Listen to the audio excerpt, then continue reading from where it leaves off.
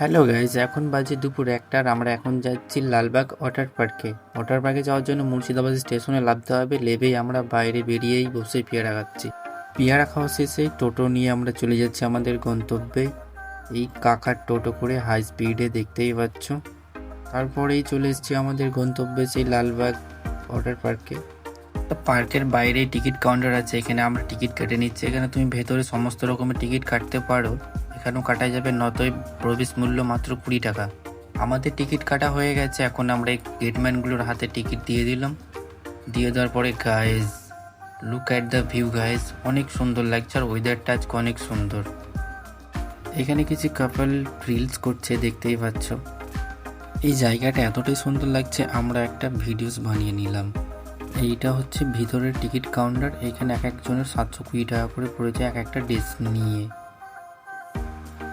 এখানে ভেতরে যা কিছু দেখতে পাচ্ছ সবই ওই 720 টাকার মধ্যে ইউজ করতে পারবে। আর গাইজ, এটার জন্য এখানে আসা। তো আমরা চলে এসেছি লকার রুমে, এখানে চেঞ্জ করা হয়ে গেছে, দেখতেই পাচ্ছ।